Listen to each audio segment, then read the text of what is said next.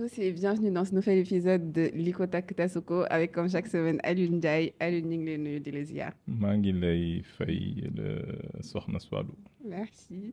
Donc, comme chaque semaine, on revient avec des problématiques que vous nous posez. Et aujourd'hui, Alioune, c'est une jeune femme qui nous demande qu'est-ce qu'on pense d'une situation qu'elle est en train de vivre. Elle est mariée depuis 3 ans. Elle a 2 enfants. Non, elle est mariée depuis plus de 3 ans. Elle a 2 enfants. Et elle nous explique un peu sa situation de couple où son mari est très, on va dire, possessif, pas très encourageant et qui en fait la prive un peu de son épanouissement professionnel. Parce que Taïdini, la difficulté qu'ils rencontrent, c'est qu'ils sont dans une phase où elle a signé un contrat malgré qu'elle soit mariée, où elle se permet de faire certains voyages. Et Taïdini, son mari lui dit que avec l'éducation des enfants et tout ça, il va falloir qu'elle démissionne. Donc, Nena, ça marchait avant parce qu'à un moment donné, elle n'était pas... elle comprenait un peu que ses enfants avaient besoin d'elle et tout, mais comme ils ont grandi, là, le réel problème, c'est que le mari a eu un poste dans la sous-région et que dafa bëgg mu démissionner ci poste bi mu nekk pour mu ànd ak moom parce qu'il ne se voit pas être marié à distance. Donc, moom nag nee na voilà, que ni daf ko bëgg imposer jëkkër ji daf ko bëgg imposer décision bi et que moom li ko doon gënal mooy par exemple tey ñu mën ko waxtaanee et que ce soit pas defal rek et que mu def donc voilà. Donc un peu c'est comme ça qu'elle nous l'a expliqué et mu ñuy laaj un peu qu'est-ce qu'on en pense. alhamdulilah maa ngi jaan sama borom mu suturaal ma bañ fi wax loo xam ne moom dina ma ci mere te di ko ñaan tam mu suturaal ma ba ma bañ fi wax loo xam ne nit yu baax dañ ma ci xeeb. Ben, avant de donner mon avis, mais je vais te laisser toi donner ton avis, mais j'ai l'impression que, je sais pas, est-ce qu'il a dit qu'il doit aller dans la sous-région ou bien moi ça m'a échappé. Si, il a dit qu'il a eu un poste dans la sous-région et qu'il il ne se voit pas moi mu nekk foofu jabaram nekk à Dakar, donc il faut que mu fekk si ko ak toute la famille. Donc l'idée tey jii nii c'est que qu'elle puisse démissionner autant pour moi, fekk si ko, sachant que les opportunités pour elle on ne sait pas encore, c'est encore flou dans sa tête et tout. Voilà, donc c'est un peu ça. Et tu en penses quoi? Déjà, moi je pense que c'est pas je dirais pas que c'est une obligation pour elle, mais en tant que couple Taïdini, ils doivent être en mesure d'en parler et de trouver la meilleure solution pour ñoom ñaar, malgré que je me dis c'est pas intéressant d'être marié et d'être éloigné de son mari, ça se fait même pas. Donc l'idée Taïdini, c'est d'arriver à un meilleur compromis. C'est pas de les obliger forcément à ce que tu laisses tout tomber, mais qu'on puisse en parler et qu'on puisse trouver une solution ensemble. Que moom góor bi dem le temps muy installé ou tout ça, que elle puisse gérer ses affaires ici, faire peut-être des dépôts là-bas et essayer de trouver quelque chose bu nga xamante ne dina ko permettre moom mu am sa propre indépendance financière, et après ils pourront voir comment vivre à deux, quoi. Oui, mais dans un cas pareil, le problème c'est que on peut pas couper la poire en deux. Là, c'est un cas où il faudra forcément qu'une des deux personnes fasse un compromis. C'est vrai. Il faudrait obligatoirement qu'une des deux personnes lâche du lest, c'est-à-dire où le monsieur lui dit « Ok, tu restes à Dakar, il n'y a pas de souci, je viens quand je peux, tu viens quand tu peux. » Ou bien la dame rejoint son mari. On peut pas être entre les deux. Il n'y a pas de situation intermédiaire. C'est vrai. Tu vois. Donc il faudrait à un moment donné qu'un des deux lâche du lest. Donc même si ça ne se fait pas du jour au lendemain, évidemment, ça se fait de manière progressive, mais il faut que la décision soit prise. Mais est-ce que cette décision-là doit être prise, comme nous l'avons dit, est-ce qu'elle doit être prise maintenant sur le coup où on t'impose quelque chose, ou bien dans la dynamique d'un couple, on se dit, on en parle, on pose le problème et on trouve des solutions ensemble, tu vois. Man, je suis pas contre le fait qu'on fasse un compromis parce que le mariage, c'est de pouvoir faire des compromis. Mais mënuloo ñëw rek ne lii mooy am quoi. À la couleur, moi, ton avis, je m'en fous. C'est pas mon affaire et on continue, tu vois. Non, c'est pas, je pense pas que ça se passe comme ça. Parce que si on reprend euh, toute son explication, Mhm. au début, elle semble dire que son mari n'accepte pas qu'elle travaille, alors que qu'on lit ce qu'elle dit, c'est pas le cas. Parce Mhm. que elle dit qu'elle a eu à démissionner 2 fois. 2 fois, oui. Donc ça veut dire qu'elle travaille. Mhm. C'est logique. Donc son mari ne l'empêche pas de travailler. Elle a eu à démissionner 2 fois. Pourquoi? Parce Mhm. qu'elle était dans des... elle occupait des postes où elle devait voyager avec son directeur. Mhm. Et que son mari n'accepte pas qu'elle voyage avec un autre homme, je suppose. Même si c'est son boss. On suppose. Ok. Voilà. Donc il lui dit que tu peux pas occuper des postes où on te fait voyager, toi, en tant que femme mariée. Mhm. Parce qu'en général, certains voyages dans les sociétés, bon, on donne, on donne la priorité aux gens qui sont aux femmes célibataires, en Mhm. général, les femmes. Mhm. On évite de faire trop voyager une femme mariée. Ça, en général, dans les RH, ils gèrent ça. Mhm.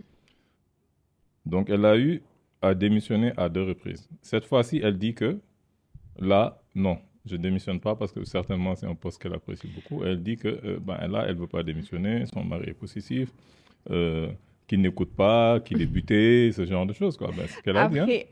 Après aussi, la raison des 2 démissions également, il y avait aussi cette contrainte où elle devait éduquer les enfants. Ouais, Non, ça aussi, elle en a parlé, qu'il y avait aussi l'éducation des enfants qu'il fallait revoir. Donc, elle a fait une pause de quasiment 3 ans pour pouvoir y aller et pour ensuite pouvoir reprendre le travail 3 ans plus tard. ça, c'est son point de vue à elle. Moi, côté mon numéro. Mhm. Mais du point de vue du mari, elle lui a pas demandé si la situation a changé. Parce que il y a ta posture de mère, mais il y a ta posture La d'épouse pause. qui Mhm. bouge pas. Oui, c'est vrai. Posture d'épouse, moi, je pense que c'est du début à la fin. Mm. Il n'y a pas de changement. Mhm. Posture de mère, peut-être aller venir maguer, c'est plus la même chose. Mm. Mais par rapport à ta posture d'épouse, ça ne change pas. Mhm. Il faudrait que, par exemple, parce que communiquer, se concerter, d'accord. Mhm. Mais il faudrait toujours que nous sachions dès le départ, est-ce qu'il y a quelqu'un qui prend la décision à la fin? Non, il faut me dire, bonne organisation, où ça se passe de manière, soi-disant, peut-être collégiale. Même si c'est une gestion collégiale, il y a un vote. Ouais. Donc, même si tu es dans une organisation où c'est une gestion collégiale, si on doit décider, il faut bien voter. Mhm. Donc, même si c'est une personne, une voix, il faudrait que moi me quorum. Si vous êtes 2, Mhm. alors, comment on fait? Ben, il faut bien qu'il y ait quelqu'un dont la voix, va compter double. Ou le Non, 1,5, nous elle n'est demain. pas contre ça, hein, parce que Voilà, mi ngi donc, naan nangu na ni ko góor moo yor baat et que voilà, mooy mais les kilifaam. donc koy nangu jusqu'à la fin. Tu ne peux pas nangu à moitié. Quand tu acceptes de manière globale. C'est-à-dire qu'on sait qu'on se concerte, mais at the end of the day, c'est lui qui va prendre la décision. Mm. Maintenant, il faut savoir pourquoi on se marie. C'est Ah, ça. pourquoi on se marie? C'est-à-dire qu'il faut savoir dès le départ pourquoi on se marie. Est-ce que, comme on le dit maintenant, c'est un partenariat? Partenariat, comme dans un contrat business. On est là, on essaie voilà, de s'épauler et que voilà, tu vas travailler, tu amènes la moitié, moi j'amène la moitié. Mhm. Voilà, on essaie de voir comment. Voilà. On gère. Ça veut dire que pour moi, il faut dès le départ savoir si vous avez la même façon de voir la vie. Mhm. Pour moi, c'est primordial. Moi, pas carrément. Les compromissions là, c'est au départ qu'il faut les éviter. Mhm. Moi, toujours, tout le temps, on dit qu'il y a des signaux. Mhm. Il faut savoir les décrypter. Il y a des red flags. C'est vrai. Que ce soit du côté de l'homme comme du côté de la femme. Il faut Mhm. savoir dès le départ ce qu'on attend du mariage. C'est ça. Carrément. il faut savoir dès le départ ce qu'on attend du mariage. Parce que de plus en plus, on se dit que dans le monde moderne, euh, la vie coûte cher. Et que tout seul ou toute seule, tu ne peux pas t'en sortir. C'est vrai. OK? Et que pour pouvoir s'en sortir, il faudrait qu'il y ait deux sources de revenus. Mais ça dépend. C'est quand vous êtes deux. Mais par exemple, si tu es toute seule ou bien si tu es tout seul, tu vis dans un studio, tu manges comme tu veux, quoi, je veux dire. Même si tu veux bien manger, si tu cuisines toi-même, ça ne va pas te coûter si cher que ça, je veux dire. Si tu as tes propres revenus pour vivre toute seule, toute ta vie, sans mari, sans enfant, non, c'est vrai. C'est pas si difficile que ça. De l'autre côté, Tamit Boudé, tu es un homme. Si tu décides de vivre toute ta vie sans femme, sans enfant, tu es dans ton petit studio, tu apprends à être autonome parce que les hommes savent cuisiner, ils sont autonomes. Tu vois, tu bosses.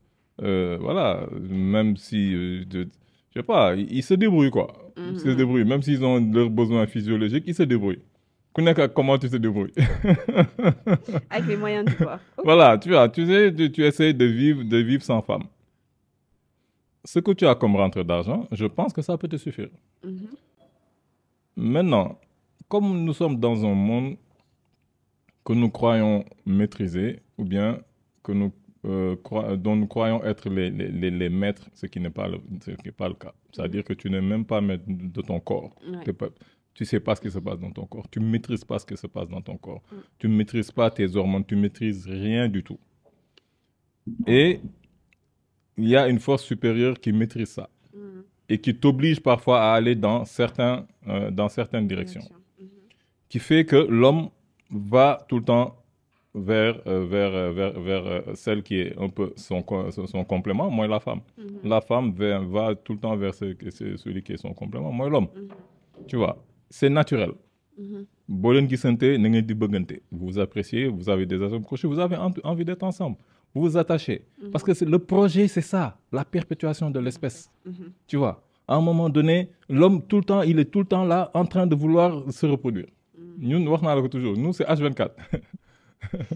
7 jours sur 7. Les femmes, même si voilà, elles sont plus posées, plus pondérées, elles ont la tête sur les épaules, elles réfléchissent mieux que nous. Mais il y a un moment où 1 jour, 2 jours, elles deviennent comme des hommes. Okay. Tu vois, elles réfléchissent plus très bien, elles ont envie, elles aussi, de se reproduire. Okay. Et à ces moments-là, elles font peut-être des bêtises. Donc, instant bob, nous, on a ces fragilités-là, que ce soit l'homme ou que ce soit la femme. À un moment donné, on a tous vu, depuis que le monde est monde, qu'on est obligé de vivre ensemble. Donc maintenant, comment vivre ensemble? C'est là où les gens se disent maintenant, la façon de vivre ensemble, c'est qu'on est ensemble, on se marie. Moi, l'homme, j'ai remarqué que j'étais un peu plus fort physiquement, j'ai remarqué que j'avais plus, voilà, cette envie d'aller dehors, d'aller chasser, d'aller prendre des choses, d'aller travailler. C'est ma nature. Et d'amener à la maison, j'ai cette volonté de protéger mes proches, ma femme. Voilà, j'ai un peu cette agressivité. Ça c'est l'homme. Et la femme, elle dit, tiens, moi, je me sens plus calme, je me sens plus douce, j'ai envie de materner, j'ai envie d'avoir un enfant, j'ai envie d'élever, j'ai envie de... Okay. Voilà, tu vois, c'est des choses qui sont naturelles. Maintenant, quand vous vivez à deux, sa nature du yobu, ça, c'est ce qui est plus important pour toi, tu vois. Et ce que les gens voient, et c'est toutes les cultures du monde, ce qui était normal, c'est que voilà, l'homme, il va travailler, il l'amène, et la femme, elle gère la maison, elle gère les enfants. Et ça se passait bien, entre guillemets. Ça se passait bien, entre guillemets, jusqu'à ce qu'on dise maintenant, non, maintenant les femmes, jusqu'à ce qu'on essaye de casser le couple. Tu vois, tu mets, voilà, du sable dans la machine après avoir commencé à ok léegi kon yow tey jii nii sa perception mooy que ni li yàq tey la plupart des couples c'est par exemple li ñuy woowee je sais pas man leadership féminin que jigéen ñi dañu war a indépendante tout ça est-ce que c'est ça en fait le véritable problème? Non, ça dépend de comment on va la faire. Les choses se gâtent quand il y a une volonté malfaisante derrière. Ok. Aduna lool rek. quand il y a une volonté malfaisante derrière, quand tu interviens pour briser l'harmonie. Mais le fait que les femmes travaillent, mais ça a toujours été le cas, même en dehors de la maison. Ça peut se faire. Hein. Il y a des cultures où les femmes vont au champ, les femmes travaillent. Ouais. Hein. Ouais, c'est pas ça le problème. Moi, par exemple, si je veux donner peut-être mon exemple, je veux dire, ma mère a toujours travaillé. Moi, je suis né, j'ai trouvé en train de travailler. Elle a travaillé jusqu'à la retraite. Mais nous, on ne sentait pas, comme ça se passe maintenant, peut-être déjà cette absence, parce que quand tu vas à l'école, quand tu reviens, tu ne sens pas trop peut-être cette absence. En plus, tu sens sa présence dans la maison. C'est-à-dire, elle gère tout. Tu vois aucun, je veux dire... manque. Non seulement aucun manque, mais tu ne vois pas de conflit, alhamdoulilah, dans la maison. Tu ne vois pas de conflit d'autorité.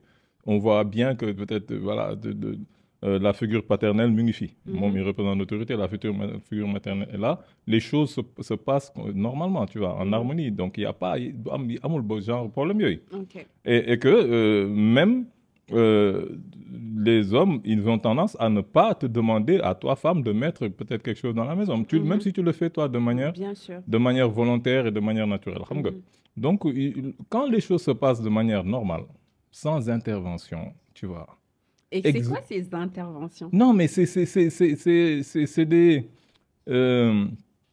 dogmes, tu vois. C'est des concepts qu'on balance, tu vois. Il y a encore des concepts de dire oui, on n'a plus besoin des hommes, nous pouvons nous en sortir nous-mêmes. C'est ben genre ce qu'on appelle féministe, tu vois. Féminisme, personne ne peut te le définir. Ouais, bon. Moi, je ne sais pas. Toujours mal like quoi. Comment on a définir de manière, tu vois. Moi, je ne sais pas c'est quoi le féminisme. Je ne sais pas c'est quoi le masculinisme. Je ne sais pas. Moi, une femme avec un homme. Donc, si, pour revenir à ce cas-là, yo, dès le départ, ne travailler, ça peut être une option. Mais ce n'est pas fondamental. Tu vois. Pour un homme, travailler, ce n'est pas une option. C'est fondamental. C'est fondamental. C'est la base. Tu ne travailles pas, mais la femme, elle n'a pas besoin de toi. Qu'est-ce que le dirait? Voilà, donc déjà, elle ne va même pas te respecter. Qu'est-ce que tu fais? Tu n'as même plus d'autorité, tu n'as rien. Tu fais quoi? Bon, le problème, moi, que maintenant, par exemple, quand vous êtes dans le couple et que la femme, par exemple, le fait de travailler, c'est une option. Si ça gâte rien. Elle a eu à le faire à 2 reprises. Dem na liggéeyi, mu am ben problème. Elle a été raisonnable. Elle sait que, par exemple, elle ne peut pas voyager tout le temps comme on lui demande. Son mari dit ça jëmul kër. Elle accepte de démissionner 1 fois. Elle accepte de démissionner 2 fois. Cette fois-ci aussi, elle a l'air d'être une femme très raisonnable. Parce que tamit, elle n'est pas dans le conflit. Elle essaye de trouver des solutions. C'est vrai. Et là, elle se dit que peut-être, on est en train de pousser le bouchon trop loin. Moi, ce que je lui dis, moi, qu'il continue sur la même lancée. Non, mais c'est vrai. Non, mais c'est la réalité. C'est-à-dire que tu n'es pas...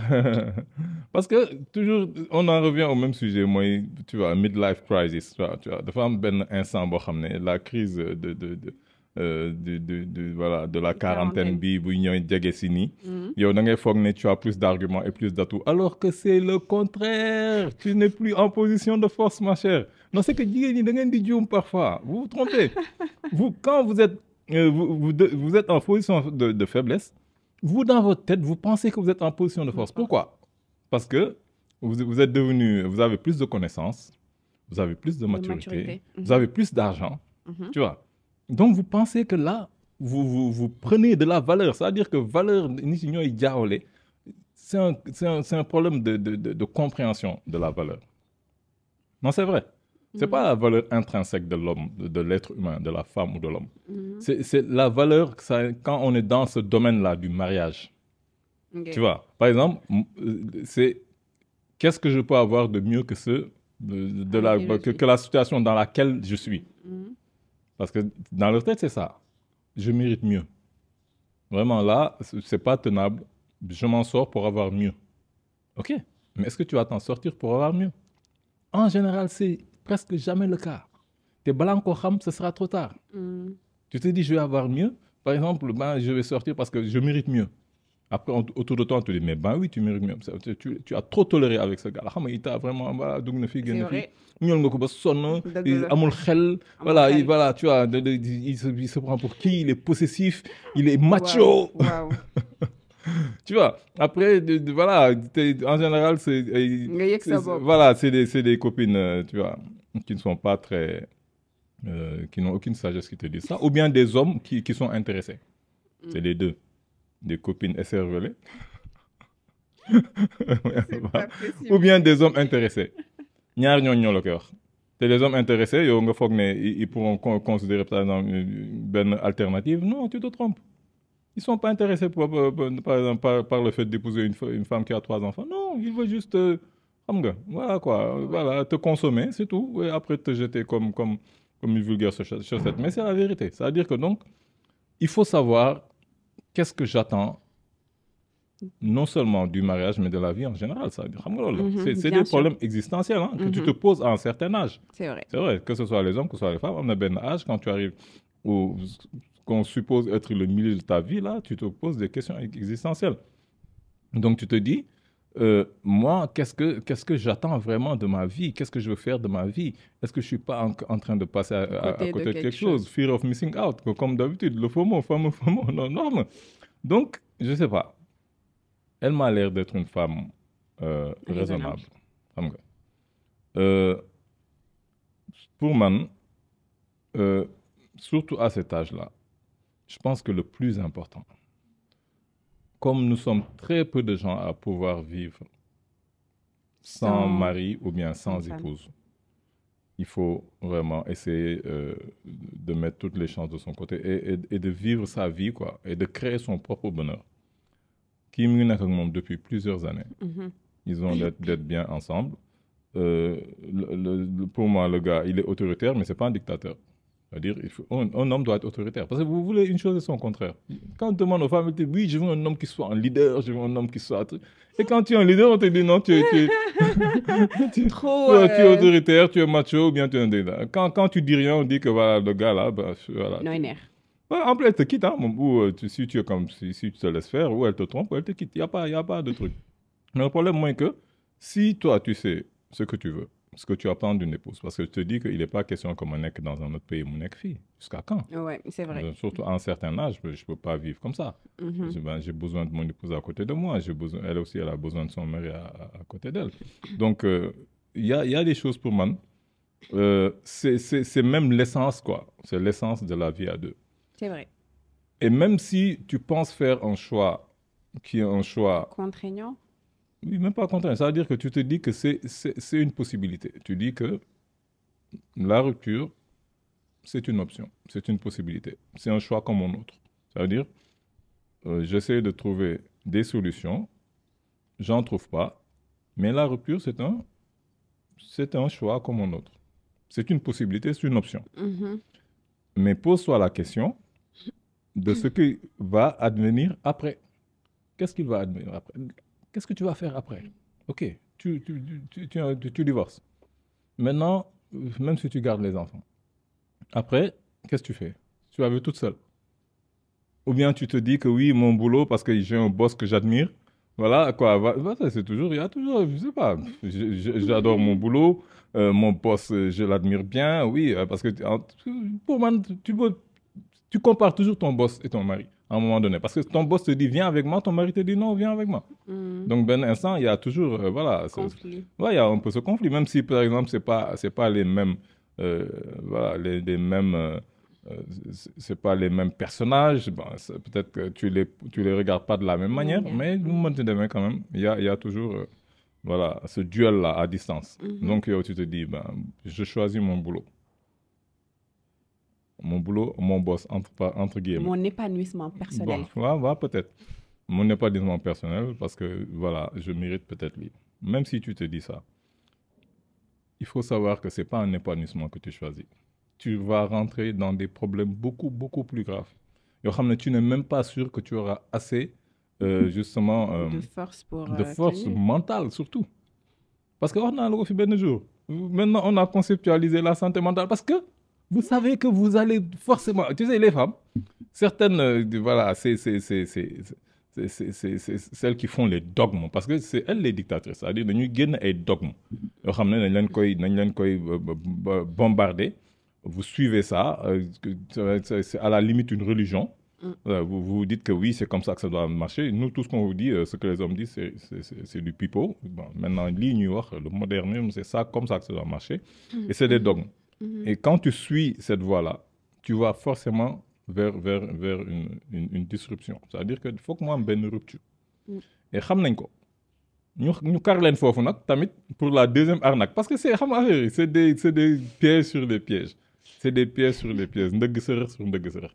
Donc, il y a l'autre piège qui vous attend. Et à chaque piège, tu sors de l'argent, hein, parce qu'il n'y a rien de gratuit. L'autre piège, c'est que tu vas devenir folle. Et on va te dire, oui, c'est normal. Il faut prendre soin de ton corps et de ta santé mentale également. Donc là aussi, c'est des consultations, c'est des blablabla, c'est du n'importe quoi, c'est du coaching. Tu perds de l'argent, tu perds du temps. Toute ta vie, tu vas vivre entre ça. Ton boulot, il est peut-être pas si épanouissant. Tes consultations, tes problèmes, tes coachings. Et les enfants, voilà. Enfin, il y a d'autres pièges, des sous à la fin, moi, oui. Les pédopsychiatres, les gars qui vont truquer. Mais voilà, c'est comme ça. Donc, avec des pièges qu'on vous tend. Et à chaque fois, tu mets la main à la poche. Tu te ruines, tu deviens fou. Ta santé mentale, ta santé physique, alors que l'épanouissement, tu l'as vraiment au sein du couple. Si tu choisis bien ton mari, encore une fois, personne ne te force. C'est vrai. Quand tu l'as choisi, personne ne t'a forcé. Parfois même, tu l'as choisi contre vents et marées. Waaw da xam ni ñu koy waxee sax cousine bi waxoon je l'aime. Voilà bon nañ koy waxee ñoom ne la waaw sama jàpp te bàyyi. C'est un concept bi yooyu la ñuy wax et seen affaire yooyu kër yi ñëpp wax ngeen nga ne moom la. Attends, mais une fois que toi tu l'as choisi toute seule comme une grande. Non mais après tu veux pas venir dire lii ak lii la c'est ton homme. Tu l'as vu parmi des milliers d'hommes yow nga jàpp ne moom la. Mais essaye de le garder parce que tu n'as pas choisi un fou, je suppose. Ben attends, tu n'as pas choisi, je sais pas, un aliéné, un débile mental. Tu as choisi quoi comme le Japon, donc là, tu essaies de faire avec lui. C'est pas quelqu'un qui vient d'un coup et est devenu un dictateur ou je sais quoi. Non, c'est quelqu'un qui avait des principes. Au départ, tu as des principes. Essaye de voir. Comme tu es une femme raisonnable, tu as toujours essayé de voir ce qui était le mieux. Continue sur cette voie. Maintenant, le dernier point, c'est que dans le meilleur des cas, comme elle est raisonnable et que voilà, elle suit la voie de la sagesse et tout ça, tout à l'heure, dans le important, je pense, on en a parlé dans les épisodes précédents, mais le fait de trouver son propre bonheur, Taïdjini. Donc, dans le cas où elle décide de rester, quelles sont ses options? Parce qu'on a parlé des nombreux pièges, si elle décide de partir et tout ça. Mais dans le cas où elle décide de rester, Taïdjini, comment elle se construit son épanouissement personnel, son cocon et Non, mais son épanouissement, c'est l'épanouissement qu'elle a jusqu'à présent. Elle travaillait quand c'était possible ou bien quand elle en avait envie. Elle faisait des breaks quand c'était nécessaire ou bien quand elle en avait envie. Là, c'est un break, ça lui permet déjà d'ouvrir d'autres opportunités. Parce que si tu vas dans un autre pays, il y a d'autres perspectives qui s'ouvrent. Tu vas avec ce que tu as dans ta tête, tu vas avec ton expérience, tu vas avec ton CV. Et il y aura d'autres possibilités qui vont s'ouvrir. Et avec la personne que tu as choisie, avec tes enfants. C'est ça la base. Tu sais, cette famille qu'on veut détruire là, c'est la base de la société, c'est la base de la vie, c'est la base du monde. C'est vrai. Donc, là, le moment, pour que tu puisses t'épanouir en dehors de ça, moi, j'attends de voir. Hein. Ouais. Les gens te le disent, mais à the end of the day, c'était une arnaque. Bah, merci Alioune. Je pense qu'on arrive au terme de cette émission. Juste vous rappeler de vous abonner à nos différentes pages Imali TV sur Instagram et sur TikTok, ainsi que sur Facebook. Et n'hésitez pas, si vous avez besoin d'entretien, à nous contacter sur notre plateforme lekotaktasoko.com. Merci Alioune, merci à nos chers téléspectateurs de nous avoir suivis. Et n'oubliez pas, choisissez bien vos partenaires, vos conjoints et Ouais, c'est ça en fait. Choisissez-les très bien parce que, comme j'ai tendance à le dire, choisir son partenaire, c'est choisir son avenir. Donc, c'est important. Merci à tous et on se dit à la semaine prochaine, Inch'Allah. jaajëf